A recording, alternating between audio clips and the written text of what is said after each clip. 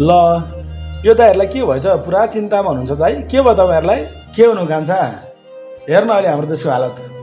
अभिभावक बिनाको घर जस्तै भएको छ देशमा कोही छैन न प्रधानमन्त्री छ न गृहमन्त्री छ तनावै तनाव छ कि देशमा अनि कसरी खुसी हुनु भन् त हेत तेरिका दाइ तपाईँहरू बेकारमा टेन्सन लिनुहुन्छ कि अब टेन्सन नलिनुहोस् हेर्नुहोस् अहिले होइन प्रधानमन्त्रीको पद पनि खाली छ गृहमन्त्रीको पद पनि खाली छ सबै पदहरू खाली छ होइन तपाईँ ठुलो दाइ चाहिँ तपाईँ के गर्नु भनेदेखि तपाईँ प्रधानमन्त्री बन्नु होइन अनि मैले दाइ चाहिँ गृहमन्त्री बन्नु होइन तपाईँ प्रधानमन्त्री अनि मैले गृहमन्त्री भइसकेपछि म चाहिँ गुन्डाको नायक भन्छु है म हेर्दा नि गुन्डा जस्तै छु होइन अलिकति भडाङभुडुङ गर्ने खालको मान्छे तपाईँहरू चाहिँ डराउनुहुन्छ भडाङभुडुङ गर्नलाई होइन तपाईँहरू चाहिँ देश चलाउनु म चाहिँ गुन्डाको नायकी बनेर चाहिँ तपाईँहरूको पछि पछि हिँड्छु तपाईँलाई अप्ठ्यारो परेको बेला मलाई हेर्नु मलाई अप्ठ्यारो परेको बेलामा तपाईँहरू हेर्नु तपाईँलाई अप्ठ्यारो परेको म हेर्छु है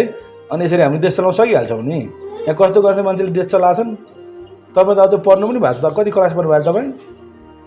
9 होइन पहिला प्रधानमन्त्रीले 8 क्लास पढ्थ्यो तपाईँ 9 पढ्नु भएको छ है तपाईँ प्रधानमन्त्रीमा फिट अनि मैले गृहमन्त्रीमा फिट म गुन्डा नायकी है अब हामी देश चलाउनु पर्छ जसरी हुन्छ अब हामी नै चलाउनु देश चाहिँ होइन अरूले दिनु हुँदैन अरूको हातमा गयो भने देश फेरि खत्तम हुन्छ देश चलाउनु भनेको अब हामी 3 दाजुभाइ भएर चलाउनु पर्छ है त